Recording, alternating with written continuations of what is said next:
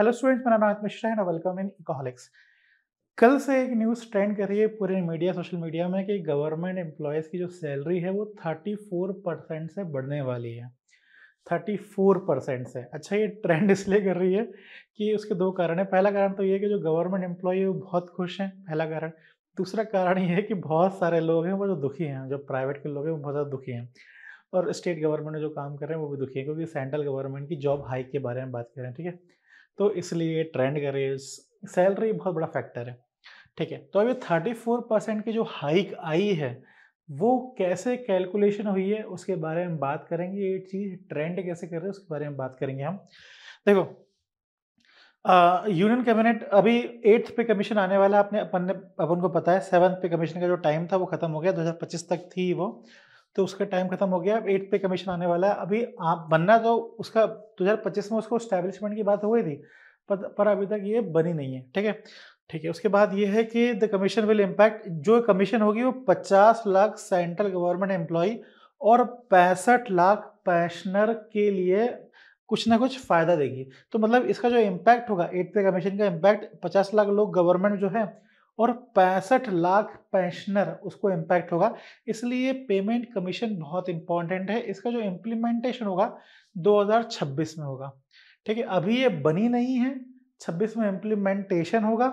और ठीक है, ये बता दिया मैंने आपको। हाँ, और एक चीज़ और थी कि इम्पैक्ट किसको पड़ेगा, बता दिया मैंने आपको। 7th पे कमीशन 2016 से 2025 तक का था, और इसमें जो सैलरी हाइक मिली थी वो 14% की सैलरी हाइक मिली थी। कितनी परसेंट सैलरी हाइक मिली थी? 14% की सैलरी हाइक मिली थी, जो लोएस्ट थी सिंस 1970। 1970 से सबसे सैलरी हाइक मिली थी, वो 7th पे कमीशन में थी। पर 8th पे कमीशन में डबल 34% की बात हो रही है। अभी तक कोई भी गवर्नमेंट का पूरा आया नहीं है, एक प्राइवेट कंपनी है उसने बताया, उसने कैलकुलेट करके बताया। मैं आपको बताऊंगा ये कैलकुलेशन कैसे है, ये समझना आपके लिए इंपॉर्टेंट है, ठीक है। 34% हाइक। अच्छा, इसमें एक लाइन लिखी है, 8th pay commission government employ salary में राइज बाय 34% से report no fitment factor timeline. Fitment factor के थ्रू कैलकुलेशन करके निकाला। देखो, होता क्या है, जब भी पेमेंट कमीशन आती है तो वो एक कैलकुलेशन यूज करती है जिससे कितना इंक्रीमेंट करना है उसके बारे में मालूम चल पाता है, ठीक है। और वो जो कैलकुलेशन होता है उस कैलकुलेशन में एक इम्पॉर्टेंट एक मल्टीप्लाई होता है, वो मल्टीप्लाई होता है फिटमैन फैक्टर का, जो इंपॉर्टेंट मल्टीप्लाई होता है। उससे क्या होता है, नई सैलरी कितने परसेंट ग्रो होने वाली है वो पता चल जाता है, कि पुरानी वाली सैलरी से कितना चेंज होगा ये मालूम चल जाता है, कितना इन्फ्लेशन का इंक्लूजन, बाकी सारी परेशानी इस फिटमैन फैक्टर से कैलकुलेशन में आती है। जैसे मैं अगर आपको एग्जाम्पल के थ्रू बताऊं, आगे मैं बताता हूँ आपको इसके बारे में। आप इस सवाल को सॉल्व करिए। अगर आप इस सवाल का सही आंसर देते हैं तो आपको कुछ ना कुछ एक डिस्काउंट मिल जाएगा आंसर का। सवाल ये है कि under which category in the government budget are salary of government employ includes. ये किस सेक्शन में इंक्लूड होता है इसके बारे में बताना। अगर आप इसका सही आंसर देते हो तो आपको हमारे जो बहुत सारे प्रोग्राम हम रन कर रहे हैं कॉलेज में, जो भी आप कोर्स चाहते हो उसमें कुछ ना कुछ परसेंट डिस्काउंट मिलेगा, ठीक है। चलिए आगे बढ़ते हैं, ठीक है। फिटमैन फैक्टर के बारे में बात कर लेते हैं। The fitment factor is a multiplier recommends by pay commission. जो पे कमीशन होता है वो रिकमेंड करता है कि इतना फिटमैन फैक्टर होगा। सपोज अगर 7th पे कमीशन ने अगर ये बोला है कि भाई 7th पे कमीशन के टाइम पे जो सैलरी है वो 50,000 है, ठीक है। अब 8th पे कमीशन आ रही है। अब 8th पे कमीशन ये बोले कि फिटमैन फैक्टर क्या है, 2 है, तो सैलरी कितनी हो जाएगी, 1,00,000 रुपये हो जाएगी, ठीक है। तो इस तरीके से सैलरी का इंक्रीमेंट होता है, ठीक है। समझ में आ गया। फिटमैन फैक्टर 20 है तो सैलरी क्या हो गई, 100% से बढ़ गई, 2 से मल्टीप्लाई हो गया। इस तरीके से सैलरी देखते हैं, ठीक है। To determine revise salary of central government employ. Revise salary पता करने के लिए अपन 8th पे कमीशन की बात कर रहे हैं। The new salary can be calculated by multiplying the current salary with the fitment factor. जो न्यू सैलरी अगर अपन को पता करना है वो कैसे कैलकुलेट करेंगे, जो पुरानी सैलरी है उससे फिटमैन फैक्टर को मल्टीप्लाई करके पता कर लेंगे। इससे होता है क्या है, इट इंश्योर यूनिफॉर्म हाइक मतलब एक अब नॉर्मल हाइक नहीं होता, एक नॉर्मल हाइक होता है। इट एडजस्ट द ओल्ड पे टू फिट द न्यू पे structure while considering inflation and cost of living. Inflation और कॉस्ट ऑफ लिविंग इसमें एडजस्ट हो जाता। तो ये मुझे बताना आपके लिए इंपॉर्टेंट था कि फिटमेंट फैक्टर होता है क्या, क्योंकि वही सारा खेल है, उसी को ही देख के ये न्यूज़ बन रही है। अच्छा, अब इसमें बात कर लेते हैं कि जो प्रेजेंट जो न्यूज़ आ रही है, मतलब जो प्रेजेंट जो सैलरी मिल रही है वो किस बेसिस पे मिल रही है, उससे हम फिटमेंट फैक्टर को कैलकुलेट कर लेंगे। तो हम जो आने वाली सैलरी है उसको हम नाप पाएंगे कि भाई कितना परसेंट से इंक्रीज हो रहा है। जो प्रेजेंट सैलरी है, जो नॉर्मल जो सैलरी मिलती है वो होती है बेसिक पेमेंट। आपको जब आप किसी भी गवर्नमेंट एम्प्लॉय से बात करोगे, दोस्त अगर आपका गवर्नमेंट एम्प्लॉय का है तो बोलेगा भाई 30,000 बेसिक पेमेंट है, 15,000 है, 55,000 है, ये अलग अलग बेसिक पे होती है। उसके बाद फिर डियरनेस अलाउंस मिलता है। डियरनेस अलाउंस मतलब इन्फ्लेशन को एडजस्ट करने वाला अलाउंस मिलता है। उसके बाद हाउसिंग रेंट, अगर आप भोपाल के हो और अगर आप मुंबई में रह रहे हो तो आपको कुछ ना कुछ एक अलाउंस मिलेगा, डियरनेस अलाउंस मिलेगा, हाउस अलाउंस मिलेगा। फिर अदर अलाउंस, कपड़े वपड़े के जो पैसे रहते हैं, बैग के जो पैसे रहते हैं, शूज के जो पैसे रहते हैं, वो थोड़े बहुत मिल जाते हैं। इस हिसाब से सैलरी बनती है। मान लेते हैं बेसिक सैलरी 30,000 रुपए, डियरनेस अलाउंस 15,000 है, एचआरएस 6,000 है और अदर अलाउंस 2,000 है। तो कुल मिला के जो ग्रॉस सैलरी उसको मिलेगी वो कितनी मिलेगी? 53,000 मिलेगी। ठीक है, अब अपन लगा देते हैं और हाँ, इसमें अपन कंटिन्यूसली देखते रहते हैं ना कि इंक्रीज हो रही है सैलरी, हर महीने इंक्रीज हो रही है। तो पे कमीशन की वजह से इंक्रीज नहीं हो रही है, वो इंक्रीज हो रही है डियरनेस अलाउंस की वजह से। समझ में आ रहा है? डीएनएस अलाउंस का अभी यहाँ 50% डीएनएस अलाउंस है, मतलब 30,000 सैलरी का 50% डीएनएस अलाउंस है, मतलब 15,000। अब ये डीएनएस अलाउंस इन्फ्लेशन को देखते देखते क्या होता है, बढ़ता जाता है। कभी 52% हो जाता है, कभी 55% हो जाता है। तो ये बढ़ता जाता है, तो गवर्नमेंट जो एम्प्लॉयज है उनकी सैलरी बढ़ती जाती है। ठीक है, तो अब आप देखोगे मार्च के महीने में 2% डीएनएस अलाउंस मिला था। मेरे एक दोस्त है गवर्नमेंट एम्प्लॉय में, एक साल में 2 बार डीए मिलता है, तो हर बार बोलते हैं कि मेरी सैलरी इतनी बढ़ गई है, जो सुन के मुझे बुरा लगता है। ठीक है, अच्छा, अब न्यूज़ क्या है वो देखो। अपन ने देख लिया है कि सैलरी क्या है। ठीक है, अपन ने देख लिया कि सैलरी क्या मिलती है। अपन को मालूम चल गया इस सैलरी में अगर हम फिटमेंट फैक्टर अगर हम मल्टीप्लाई करेंगे तो जो न्यू सैलरी है वो हमें मिल जाएगी। न्यू सैलरी हमें मिल जाएगी। पर अभी हमें ये पता है कि अभी कोई भी ऐसा अभी 8 पे कमीशन ने कुछ बोला तो है नहीं। 8 पे कमीशन ने अभी कुछ बोला नहीं है। अपन को बस कुछ लोगों ने मतलब ये एक एम्बिट कैपिटल एनालिस्ट है, ये बहुत बड़ी कंपनी है, एडवाइस करती है, फाइनेंशियल एडवाइस करती है। ये कंपनी ने बोला है कि जो 8th पे कमीशन आने वाली है वो फिटमेंट फैक्टर अराउंड, वो जो फिटमेंट फैक्टर दे सकती है वो या तो 1.86 का दे देंगी या फिर 2.46, इसके अराउंड कुछ फिटमेंट फैक्टर देंगी। तो मतलब अगर आपकी सैलरी 50,000 है तो फिटमेंट फैक्टर लग के कोई न्यू सैलरी आएगी, वो उन्होंने बोला है। 7th पे कमीशन ने कितना फिटमेंट फैक्टर दिया था? 7th पे कमीशन ने 2.57 दिया था। पर 8th पे कमीशन कितना देगी? अभी कमीशन ने तो कुछ बोला नहीं है, पर ये एक कंपनी है, एम्बिट कैपिटल एनालिसिस कंपनी है, उसने बोला कि अराउंड 1.82 से और 2.46 लगभग इतना तो वो देगी ही देगी, इतना फिटमेंट देगी। अब उस हिसाब से सैलरी की जो हाइक आ रही है वो हम देख लेते हैं। ठीक है, सैलरी की हाइक आ रही है, देखो सैलरी हम कैसे निकालेंगे? न्यू करंट सैलरी से फिटमेंट फैक्टर का मल्टीप्लाई कर देंगे। अब 7th पे कमीशन में जो सैलरी है वो देख लेते हैं, पुराने सैलरी में मल्टीप्लाई करेंगे ना। अब किस तरीके से करेंगे वो हम देख लेते हैं। सपोज बेसिक पेमेंट कितनी है? 50,000 7th में हमें कैलकुलेशन इजी है इसलिए। और अगर फिटमेंट फैक्टर कितना है?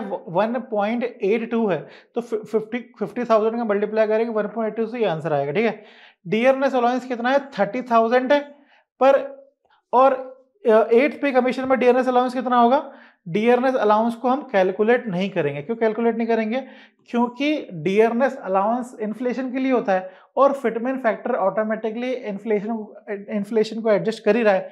तो इसलिए इस जो 8 पे कमीशन की जो सैलरी है उसमें हम कैलकुलेशन करने के लिए उसमें हम ये डियरनेस अलाउंस कैलकुलेट नहीं करेंगे, क्योंकि हम ऑटोमेटिकली ये फिटमेंट फैक्टर कैलकुलेट कर ही रहे हैं। ठीक है, ठीक है, हाउसिंग रेंट 15,000, उसमें फिटमेंट फैक्टर लगा देंगे तो 21,000 हो जाएगा।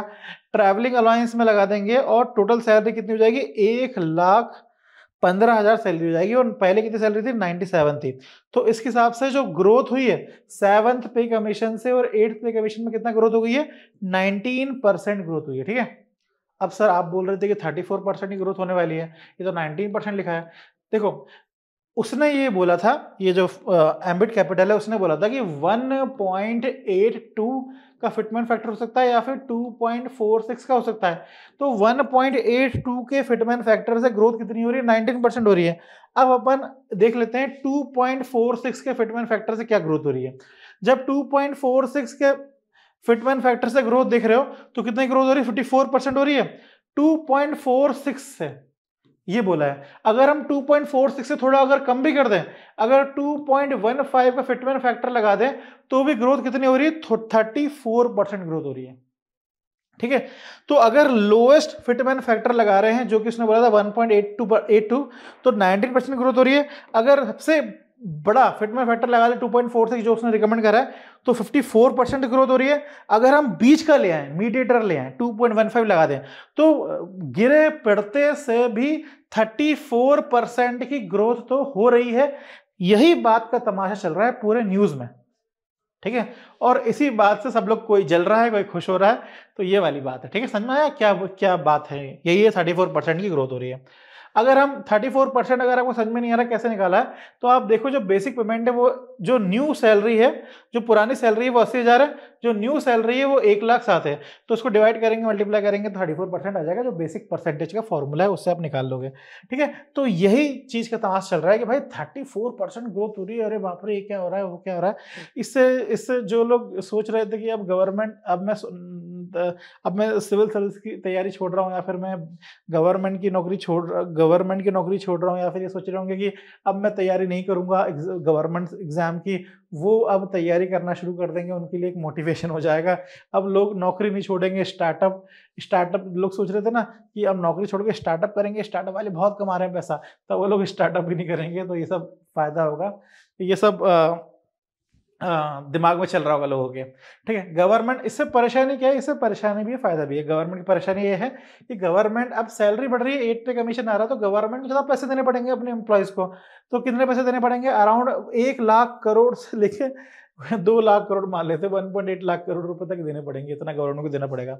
Increase expenditure will primarily affect capital expenditure और फिस्कल डेफिसिट। देखो, आप पहले खर्च कर रहे थे, देखो आपके पास है 100 रुपए मान लेते हैं, 100 रुपए में से आप 50 रुपए कैपिटल एक्सपेंडिचर में खर्च कर रहे थे और 50 रुपए जो आपका डेली का जो खर्चा है, मतलब रोटी सब्जी खाना और आपकी गाड़ी का पेट्रोल डलवाना, जो भी आपने अगर ड्राइवर रखा है या फिर काम में घर में काम करने वाला कोई वर्कर आ रहा है, कोई आ रहा है उसको सैलरी देना, तो 50 रुपए उसमें डेली खर्चे में लग रहे थे और 50 रुपए आप रख रहे थे कैपिटल एक्सपेंडिचर। कैपिटल एक्सपेंडिचर मतलब अगर आपको कोई धंधा लगाना है तो उसके लिए कोई मशीन खरीदना है, उसके लिए कैपिटल एक्सपेंडिचर के लिए आप रख रहे थे, मतलब अपनी ग्रोथ में आप 50 रुपए खर्च कर रहे थे और अपने डेली जो एक्टिविटी है उसमें 50 रुपए खर्च कर रहे थे।